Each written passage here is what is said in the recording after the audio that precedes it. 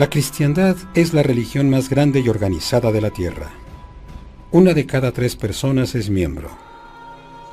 Sus iglesias se encuentran en todos los continentes, incluso en la Antártica, y su legado se remonta a hace 2000 años. La historia se encuentra en los 4 evangelios: Mateo, Marcos, Lucas y Juan. La cristiandad ve estos textos como las primeras y más fieles representaciones de la vida de Jesús. Pero, ¿y si hay más? ¿Y si algo se quedó sin contar? Algo considerado tan escandaloso que fue denunciado como blasfemo por la Iglesia primera. Varios de estos evangelios han sido encontrados y muestran una imagen inesperada de Jesús. Los autores de estos manuscritos eran escribas desconocidos que trabajaron en los 3 siglos posteriores a la muerte de Jesús, posiblemente promoviendo sus propias versiones de la cristiandad. Sus evangelios fueron considerados heréticos, pero alguien creyó que valía la pena guardarlos. Al sur de Egipto, alguien, posiblemente monjes del lugar, envolvió los textos en piel, los metió en un jarro de barro y los enterró muy profundo en el desierto. Quizá pensaron que algún día, de algún modo, los escritos verían la luz del día. Y más de 1600 años después, así fue. En 1945, un granjero que buscaba fertilizante hace un descubrimiento sorprendente. El jarro de barro con las otras historias sobre Jesús. Los libros están escritos en idioma copto, posiblemente copias de traducciones en griego antiguo. La datación por radiocarbono coloca estos documentos entre los siglos III y IV. Su autenticidad no está en discusión.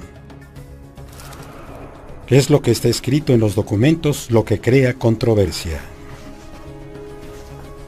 Se conocen como los manuscritos de Nag Hammadi y quizás sean uno de los hallazgos arqueológicos más importantes de la historia. En el Cairo, expertos en religión y arqueólogos descifran los textos minuciosamente, un proceso que continúa hasta hoy en día. Entre más saben sobre los documentos, más se sorprenden. Los manuscritos de Nag Hammadi, junto con historias de otros textos antiguos, describen un sistema de creencia muy diferente al de la cristiandad ortodoxa. Historias insólitas sobre Jesús, historias sobre una adolescencia y una juventud desenfrenadas, incluso historias que representan una posible relación con una mujer. Estos manuscritos ofrecen un nuevo y sorprendente aspecto sobre la vida de Jesús, desafiando preceptos antiguos y básicos de la Iglesia. No les interesa contarnos sobre Jesús, el personaje histórico. Les interesa más contarnos sobre cómo pensaban que era Jesús, la trascendencia de Jesús. Y Jesús es más un filósofo, un revelador de sabiduría, no el rabí, profeta o salvador que conocieron sus contemporáneos. Los manuscritos de Nag Hammadi son solo algunos de los textos no canónicos llenos de sorprendentes afirmaciones. Comenzando con el nacimiento de Cristo. Un manuscrito se llama El Protoevangelio de Santiago, una colección de historias transmitidas a través de siglos. Reescribe la historia del nacimiento para enfatizar la pobreza de Jesús, la castidad de María y la maravilla del nacimiento del Hijo de Dios. Por ejemplo, Jesús no nació en un establo, sino en una cueva. Y su padre, José, era un frágil anciano con varios hijos de una esposa anterior. La edad tan avanzada de José garantiza que María permanezca virgen. El efecto de volver a contar la historia de esa manera con José tan anciano, casado previamente y con hijos, permite que María permanezca pura y que José esté todavía más alejado de María. José permanece en la historia, pero no se mete a la cama de María. En esta historia, antes de que lleguen a Belén, María va a dar a luz y lo va a hacer en la cueva. Pero José no quiere ayudar en el parto, así que corre a buscar a una partera. Y cuando lo hace, de pronto presencia un milagro. En el protoevangelio de Santiago, José dice: Vi las nubes sorprendido, y las aves del cielo se detenían en medio de su vuelo. Vi hacia el suelo, y vi una mesa puesta, y había gente sentada alrededor. Sus manos estaban sobre la mesa, pero no se movían para comer. Tenían la cara levantada. José encuentra a la partera y la lleva con él a la cueva. Pero el niño ya había nacido, y ven al niño que camina hacia su madre. El protoevangelio afirma que el recién nacido Jesús camina hacia su madre y comienza a amamantarse. Es una historia que sorprende a muchos estudiosos, pero para otros el protoevangelio ayuda a aclarar las dudas sobre el primer día de Cristo. De cualquier manera, un mensaje del evangelio es claro: intentar entender los poderes de Cristo, incluso de niño, podría desafiar toda lógica. Estos textos intrigan a muchos estudiosos. Algunos ven estas historias como eslabones perdidos que intentan representar a un Jesucristo más místico. Para otros, son cuentos que dicen más sobre sus autores que sobre el Jesús histórico. Pero las preguntas continúan persiguiendo a los estudiosos de la Biblia. ¿Por qué fueron escritas estas historias y por quién? Al comienzo del siglo XXI, muchos expertos creen que ellos reflejaron el caótico ambiente en el que nació la cristiandad. En los siglos II y III, probablemente cada cristiano tenía una opinión sobre Jesús de Nazaret. Estas otras historias, ya sean realidad o ficción, pudieron ser el medio por el cual la gente aceptó a Jesucristo, el hombre, el profeta, el Hijo de Dios. Las opiniones iban desde lo tradicional hasta lo extremo. Algunos grupos afirmaban que habían 36 dioses. Algunos grupos afirmaban que habían 365 dioses. Y todos estos grupos se hacían llamar cristianos y sostenían que sus puntos de vista eran los legítimos. Hay historias que dicen que Jesús estaba muy cerca de una mujer, de que Jesús escapó de la crucifixión, de Jesús resucitando como un gigante. Un evangelio desenterrado en Egipto en 1896 afirma que el discípulo más cercano de Jesús era una mujer. El texto, el cual se le atribuye a María Magdalena, insinúa una relación más íntima con Jesús. Otro de los textos perdidos es el evangelio de Judas, el traidor de Jesús. En este sorprendente documento, Judas es representado como un héroe por entregar a Jesús a las autoridades. Este evangelio dice que Jesús le dijo a Judas que lo hiciera, y que Judas sería favorecido por hacerlo. Algunas personas simplemente rechazan estos textos. Dicen que son herejías y desearían que los regresáramos a los hoyos donde estaban. Y creen que son otra manifestación del diablo que anda otra vez afuera para descarriar a la gente.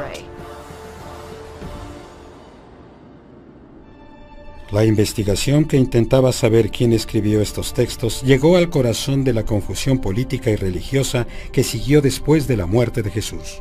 El antiguo Medio Oriente se encontraba entre corrientes religiosas y filosóficas: judaísmo, estoicismo y la fe egipcia y siria. Uno de estos movimientos era una secta revolucionaria llamada los gnósticos. Muchos gnósticos se consideraban cristianos.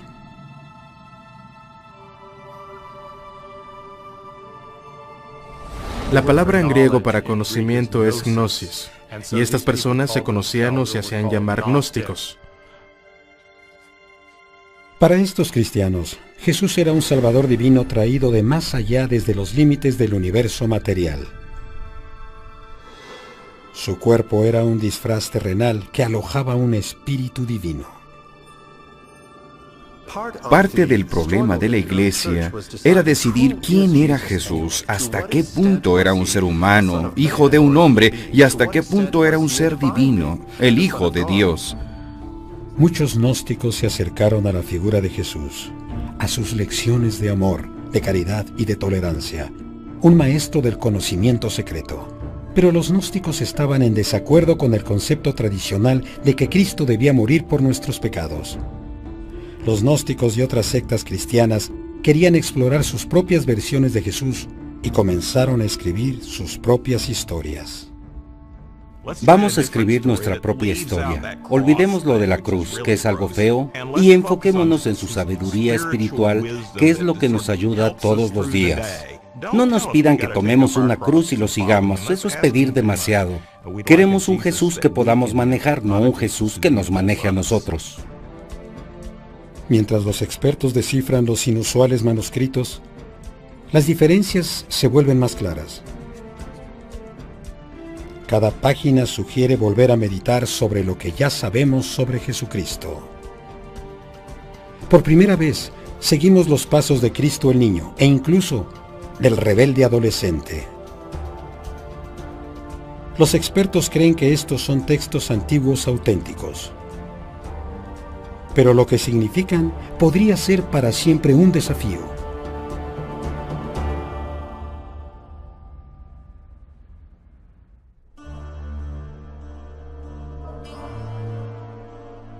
Cada uno de los textos sobre Jesús está lleno de sorpresas.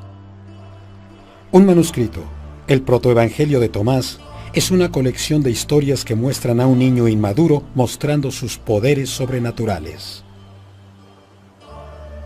El protoevangelio de Tomás comienza con una escena con Jesús jugando junto al río en el lodo. Jesús jugando en el lodo. Se está mostrando como un creador, como Dios que jugaba con el lodo. En el Génesis, cuando creó al primer ser humano. Pero en la orilla del río, Jesús no creó a Adán a su semejanza. Creó algo completamente diferente. Forma unos gorriones con el lodo, y mientras lo hace, un judío pasa por ahí y se enoja al ver que lo hace, porque es el Sabbat. Jesús está violando el Sabbat, está trabajando en el Sabbat. Esto anuncia lo que sucederá más adelante en su vida, cuando enfrenta esas controversias sobre la observancia del Sabbat. El hombre va a decírselo al padre de Jesús, y José aparece en la escena, y ve a su hijo, ve los gorriones hechos de lodo y se enoja, y le dice a Jesús, ¿qué hiciste? Has violado el Sabbat. Jesús responde dando unas palmadas, y los gorriones de lodo comienzan a volar, y se van volando. Es el primer milagro descrito en este evangelio. Una historia para ilustrar las habilidades místicas parecidas a las de Dios, de Jesús niño. Así que destruye toda evidencia de alguna mala obra. Muestra que Jesús puede crear vida, que posee poderes divinos y resuelve el problema de estar trabajando en el Sabbat.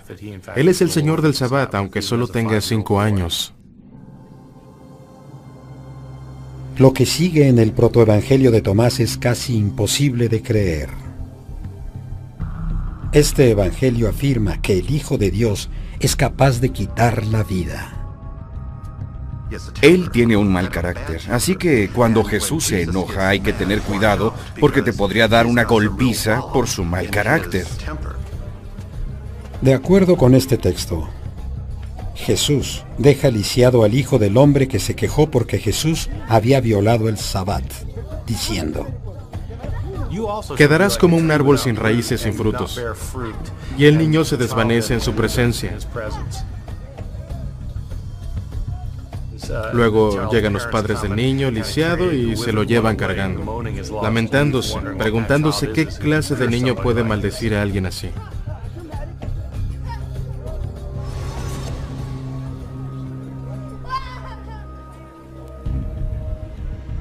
Este evangelio relata otros inquietantes incidentes sobre el joven Jesús, un niño que no solo es poderoso, sino que además se enoja con facilidad.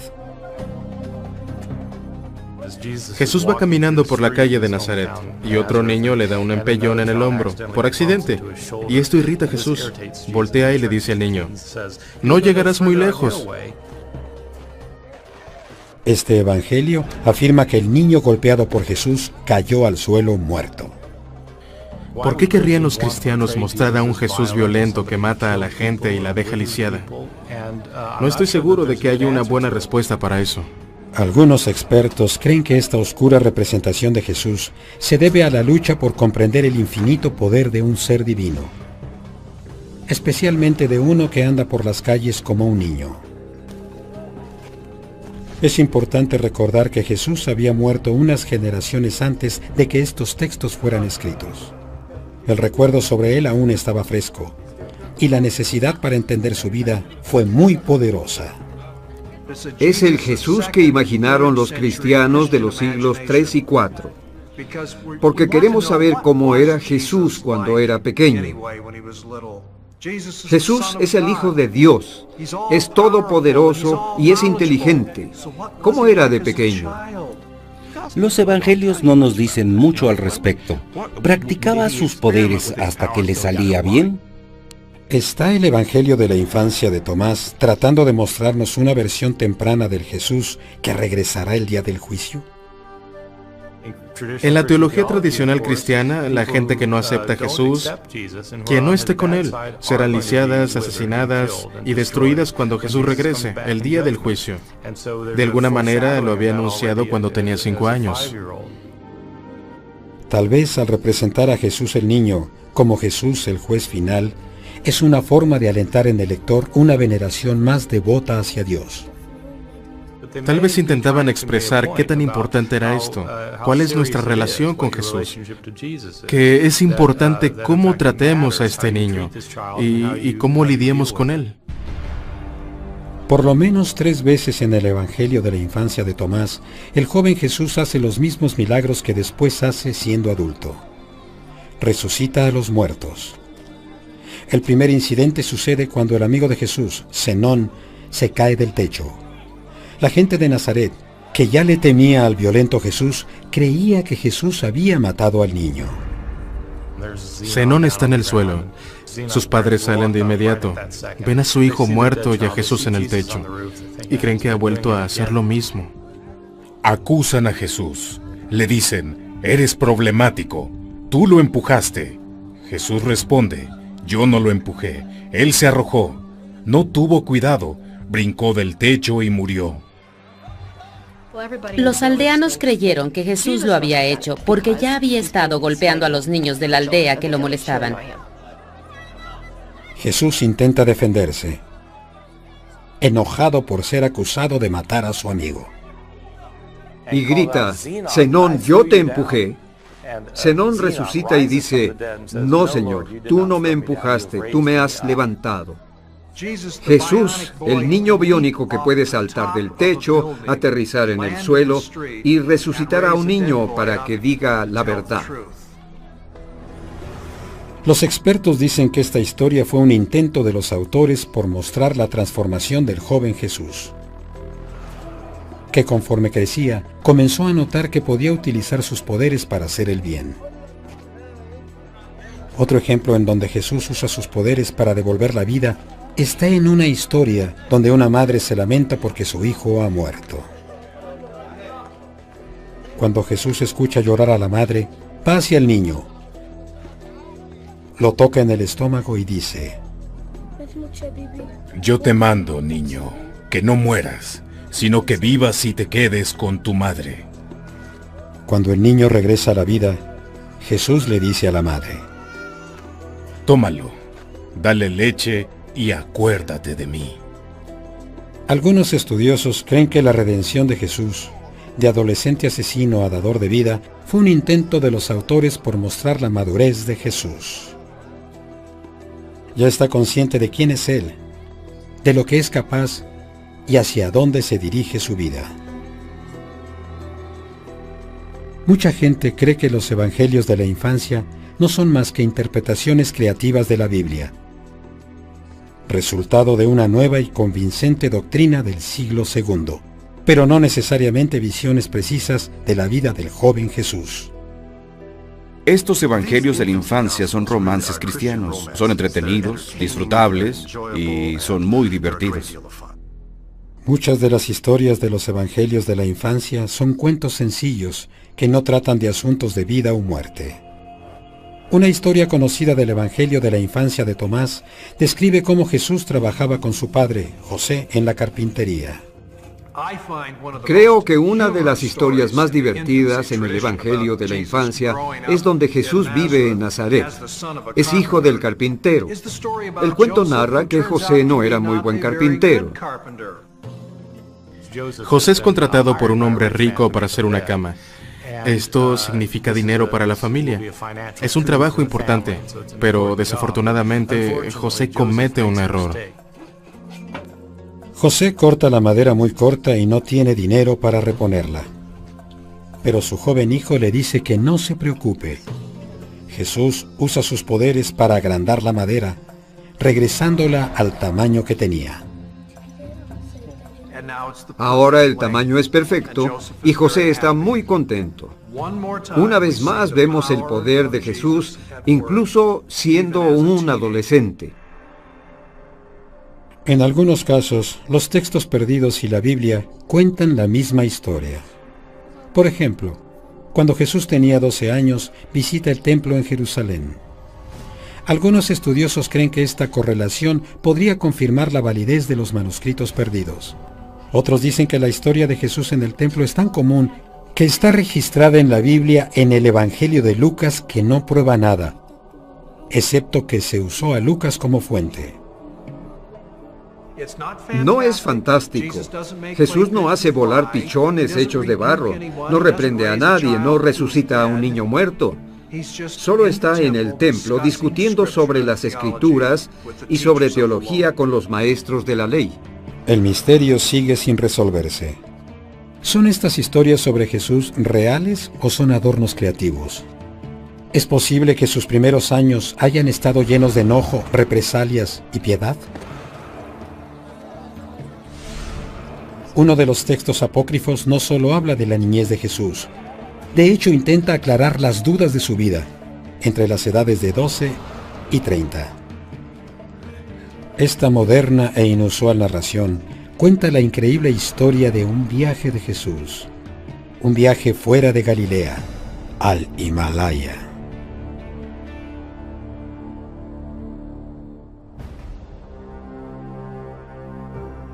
Algunas versiones de la vida de Jesús se apartan del mundo de Judea en los siglos II y III.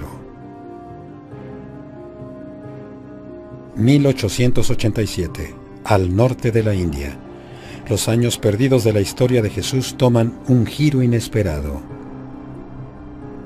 La historia comienza en la remota aldea de Leh, donde un escritor ruso llamado Nikolás Notovich se rompe un pie al caer de su caballo.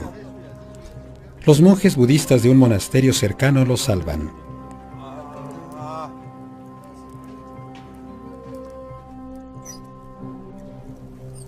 Los monjes le dicen a Notovich que poseen unos textos antiguos que detallan la vida de un santo llamado Isa, que pasó por ahí siglos atrás. El guía de Notovich traduce los textos al ruso y Notovich pronto se da cuenta de que Isa no era un predicador cualquiera. Concluye que ese santo era Jesús y que estos son los relatos de los años perdidos. Uno de los grandes misterios y uno de los grandes puntos de especulación sobre la vida de Jesús es lo que hizo cuando tenía entre 12 y 30 años.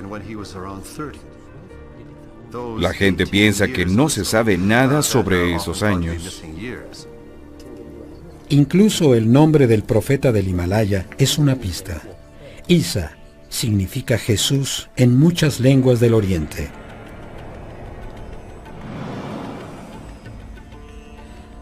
¿Es posible que sea verdad? ¿Viajó Jesucristo a uno de los lugares más remotos de la tierra para aprender de los místicos? De acuerdo con Notovich, los textos dicen que Isa pasó 6 años en la India viviendo con los brahmanes. los máximos sacerdotes de la religión hindú.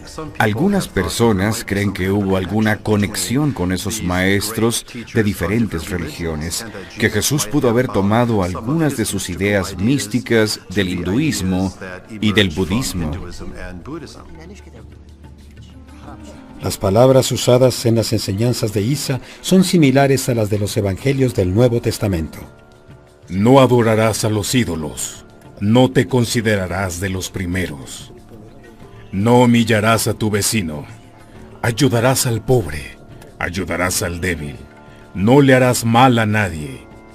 No desearás lo que no posees y lo que es poseído por otros. Pero de acuerdo con los textos de Notovich, la historia de Isa toma un giro inesperado. Desobedece a sus mentores hindúes y predica entre las clases bajas, algo prohibido en el sistema de castas de la India. Los sabios se ponen en contra de Isa y conspiran para matarlo. Isa, o Jesús, se entera del plan y huye.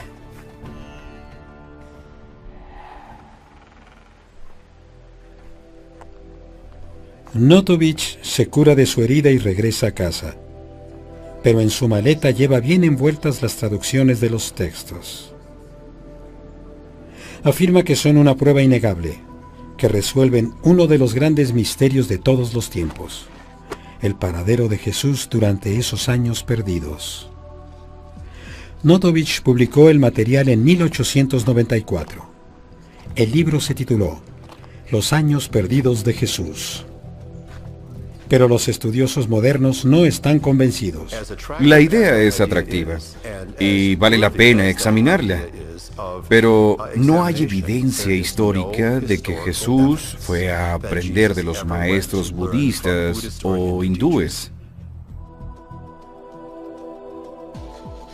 Muchos historiadores creen que Jesús nunca se alejó mucho de la antigua Galilea y de su hogar en Nazaret. Esos años no son años perdidos. Jesús no estaba perdido en ningún sitio. La idea de esos años perdidos la ha creado la literatura, las historias que se han contado. Pero la gente especula dónde pudo haber estado Jesús. ¿Qué hizo durante esos años? Yo creo que debió haber estado en casa trabajando con su padre, quizá haciendo trabajo de carpintería o algo parecido. Pero hay un hueco innegable en la historia de Jesús. Los 4 evangelios del Nuevo Testamento describen acontecimientos de cuando Jesús tenía alrededor de 30 años. En otras palabras, la vida temprana de Jesús está en blanco. No sabemos cómo ni dónde vivió Jesús durante esos años. ¿Era un estudioso errante que buscaba la sabiduría lejos? ¿O un aprendiz de carpintería que trabajaba con su padre en casa? El registro histórico está incompleto, pero muchos estudiosos creen que Jesús nunca se alejó de su hogar. El Jesús histórico era un judío galileo. Pertenecía al movimiento de Juan el Bautista. Era un movimiento de restauración. Fue una época que percibía que Dios se ocupaba de Israel de una forma nueva y especial. El mandato de Dios se acercaba. Significaba que el mandato de Satanás se había alejado. Durante esta época de exploración religiosa, Jesús se traslada constantemente para predicar sus nuevas noticias a aquellos que lo escuchan. En los últimos años de Jesús, María Magdalena estuvo a su lado y su historia ha causado controversia recientemente. La Biblia menciona a María Magdalena 18 veces. Ella es, sin duda, uno de los personajes más importantes y provocativos de las Escrituras.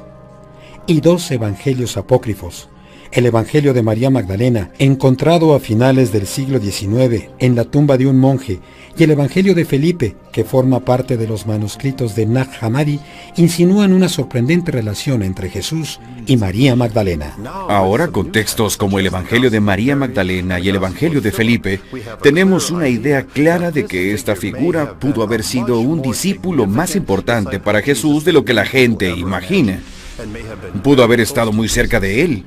Pudo haber sido una de sus discípulas más cercanas, tal vez su discípula amada. ¿Pudo haber sido María Magdalena la amiga y seguidora más cercana de Jesús?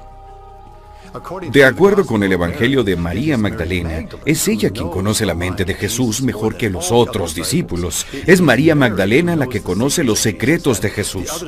Los otros discípulos le dicen, cuéntanos sobre Jesús, dinos cosas que nosotros ignoramos. El Evangelio de María Magdalena dice: Pedro le dice a María Magdalena, hermana, sabemos que el Salvador te amaba a ti más que al resto de las mujeres. Dinos las palabras del Salvador, lo que recuerdes, lo que sabes y que nosotros ignoramos, lo que no hemos escuchado. María responde, lo que ustedes no saben, ya se los revelaré.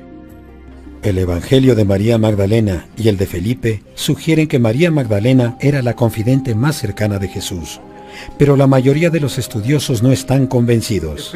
Está de moda hablar de María Magdalena como si hubiera sido la amante de Jesús o su esposa, incluso la madre de sus hijos. Eso no está basado en información histórica legítima y creíble. Los gnósticos que escribieron estos textos debieron pensar que Jesús y María Magdalena sostenían una relación íntima. De acuerdo con los gnósticos, cuando Jesús besó a María Magdalena, compartió con ella los secretos del cielo.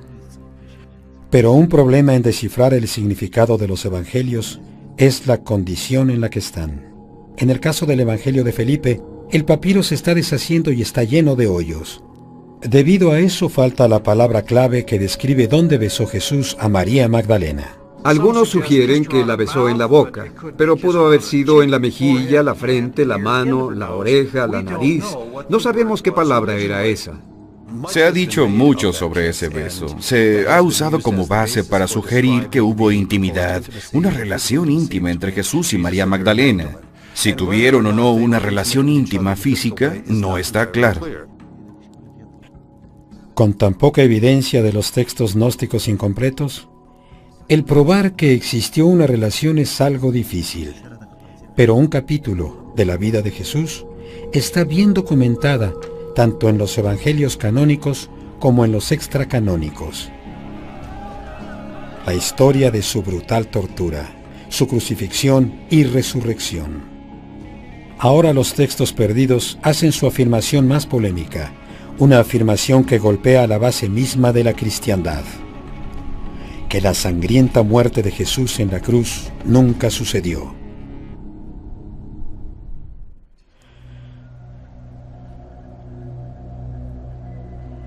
Es un elemento fundamental de la cristiandad, la tortura y la crucifixión de Jesús, la sangrienta historia de Jesús clavado en la cruz y su cuerpo muriendo por los pecados del mundo. La información más importante que tenemos, la más confiable, la más histórica, proviene de Mateo, Marcos, Lucas y Juan. Los 4 textos bíblicos expresan la agonía y muerte de Cristo con desgarradores detalles.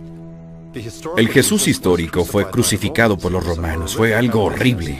Tenemos conocimiento de las crucifixiones y no era algo agradable. Es una historia terrible, es horrible. La violencia de la crucifixión de Cristo es innegable.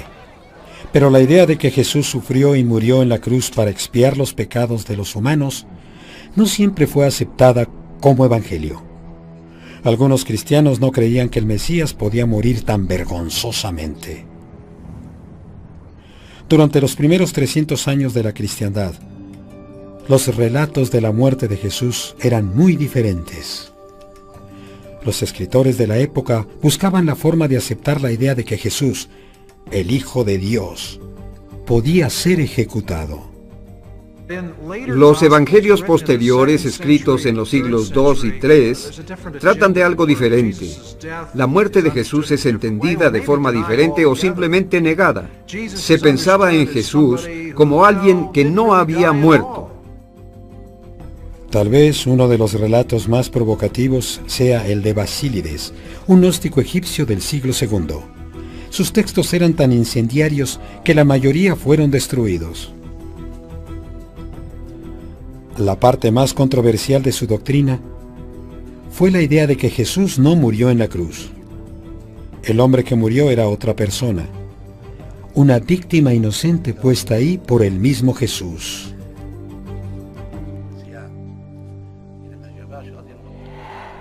En un relato de la Biblia dice que un transeúnte ayudó a Cristo a cargar la cruz. Un hombre de Cirene, llamado Simón.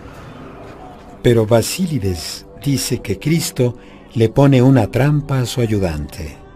Esta leyenda se encuentra en el Nuevo Testamento. Un hombre de Cirene llamado Simón ayuda a Jesús a cargar la cruz. De acuerdo con Basílides, Jesús, quien es el poderoso Hijo de Dios, hace un cambio de identidades. Mientras Simón cargaba la cruz, Simón tomó la identidad de Jesús y Jesús tomó la identidad de Simón. Un crítico de Basílides registró lo que éste había escrito. Simón estaba transformado, así creerían que él era Jesús.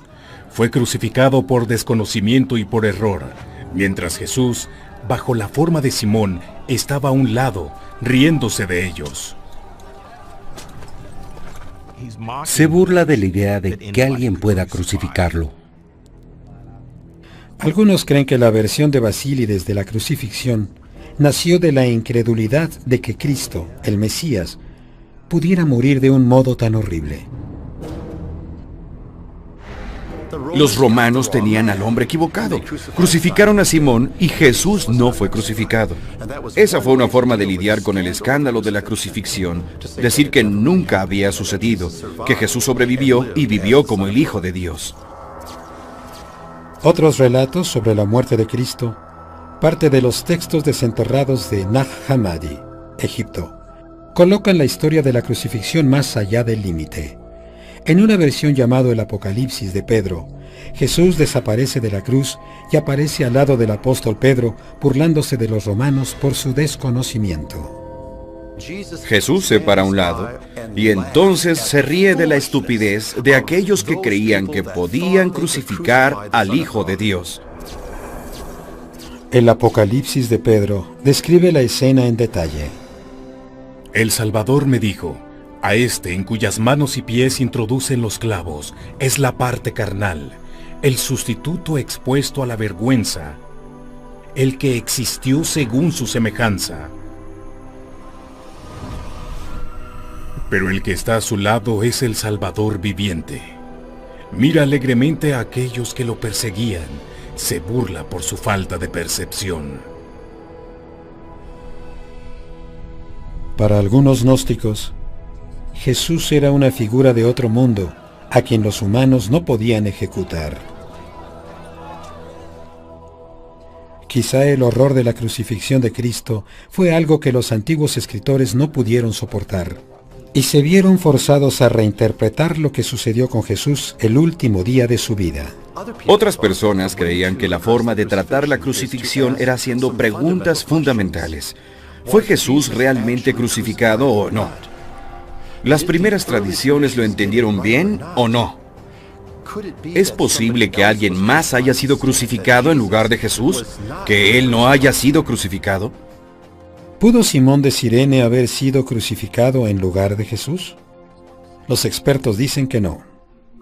Creo que esa historia no es creíble, ni siquiera es historia. Es una idea posterior, una idea del siglo II, basada en otra forma muy diferente de entender a Jesús. Eso no es historia. Durante siglos, estas dudas sobre la historia de Cristo causaron intensas batallas de fe, amenazando la unidad de la iglesia temprana. Aquellos que creían las historias de un Jesús gnóstico, un Salvador que desafiaba las creencias cristianas ortodoxas, eran un peligro para los líderes del nuevo movimiento llamado cristianismo. Estos estudiosos heréticos no solo reescribieron la crucifixión de Jesús, también tomaron la historia más sagrada de la resurrección de Cristo.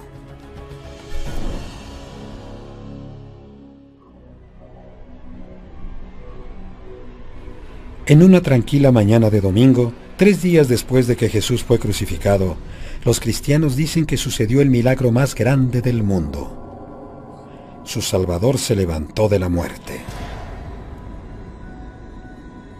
Pero los evangelios bíblicos, Mateo, Marcos, Lucas y Juan, difieren sobre los detalles de esa mañana. Marcos dice que habían 3 mujeres y un ángel. Mateo reporta 2 mujeres y un ángel. Lucas dice que habían 3 mujeres y 2 ángeles, mientras Juan dice que solo María Magdalena estaba en la tumba con 2 ángeles. Para aquellos que no entiendan que puede haber discrepancias en los evangelios, les sugiero un ejercicio de comparación. Tomen los 4 evangelios del Nuevo Testamento y hagan una lista de lo que cada autor dice que pasó cuando Jesús resucitó. Comparen las listas y vean si pueden reconciliarlas. Es un ejercicio muy interesante porque todos los detalles son diferentes. Uno de los textos perdidos, incluyendo el Evangelio de Pedro, fue redescubierto en 1886 en la tumba de un monje egipcio. Brinda elementos adicionales a la historia de la resurrección. Hay otro evangelio sobre la resurrección de Jesús y es bastante extraordinario. A este trabajo lo llamamos el Evangelio de Pedro. El Evangelio de Pedro narra una historia sorprendente que estuvo perdida más de 1600 años. Jesús es sacado de su tumba por 2 gigantes.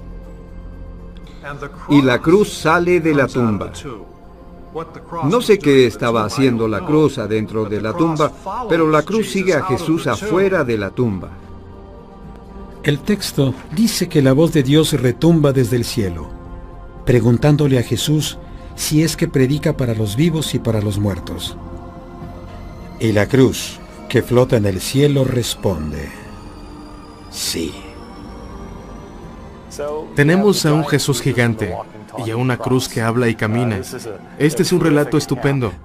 La idea es que la salvación de Jesús no solo será efectiva con los vivos, sino también con los santos que murieron antes de Jesús. Ellos también podrán salvarse por medio de la cruz de Cristo. Para los autores de estos textos, el crear estos relatos era una manera de explorar el impacto de la resurrección, que la resurrección del Hijo de Dios estaba más allá de lo comprensible. Es una historia tan grande que debía tener gigantes. A veces deben ser historias que son más grandes que la vida. A veces debe haber una historia que vaya más allá de los límites de lo que conocemos en nuestra vida diaria. Estos descabellados detalles que nos parecen tontos, creo que alguna vez impresionaron a los antiguos oyentes. Otros textos religiosos también relatan la resurrección de Cristo. Por ejemplo, el Corán, el libro sagrado del Islam, ofrece una versión de este relato cristiano.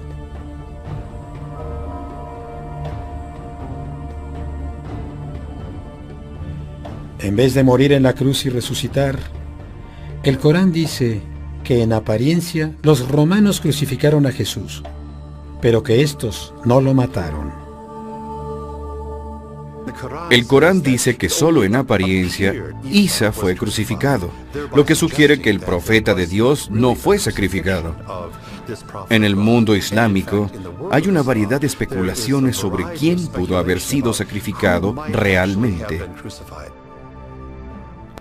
Recientemente, algunos escritores alegan que Jesús solo se desmayó en la cruz, que estaba ensangrentado, pero no muerto. La idea de que Jesús no estaba muerto sugiere que debió haber estado muy mal herido, que fue colocado en la tumba y más tarde se recuperó. ¿Por qué razón pensaron los seguidores de Jesús que era un resucitado? Si un Jesús lastimado, cojeando, que apenas se puede parar, lo saluda, ¿hubieran gritado ellos que Jesús era el Señor que se levantaba de la muerte? Alrededor del año 313 después de Cristo, el emperador romano Constantino aceptó la cristiandad. Con el poder de su nueva fe, le dio a la cristiandad un estatus legal y le pidió a los líderes de la iglesia que unificaran la historia de Jesús. Básicamente le dejó el desafío a la iglesia para que ésta actuara. Para encontrar un significado, la iglesia debía ser una especie de unidad monolítica y única. Había que encontrar los credos, encontrar las escrituras que pudieran unir a todos y empezar desde ahí. Mientras la iglesia unificaba su historia sobre Jesús, Los relatos alternativos empezaron a perder fuerza y a desaparecer. No había matanzas, no había quema de libros. La iglesia simplemente no quería pagar para que esos otros evangelios fueran copiados.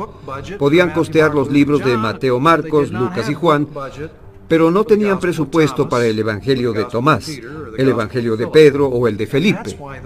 Por eso esos evangelios se dejaron de usar, por eso desaparecieron. Aunque se hayan perdido en el tiempo, estos relatos desconocidos de Jesús podrían enseñarnos algo. Podría haber algo escrito entre líneas. Como historiador, creo que estos textos que se han encontrado deben ser estudiados cuidadosamente. Todos son parte del tapiz de la historia. Todos contribuyen. Tal vez estos textos, algunos transmitidos a través de relatos, algunos escondidos cuidadosamente hace mucho tiempo, puedan de algún modo iluminarnos con su propia forma de verdad.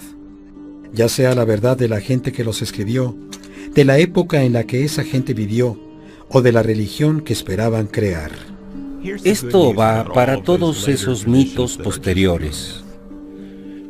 No necesitamos un suplemento, un duplicado o una amplificación. Simplemente necesitamos entender la obra maestra original.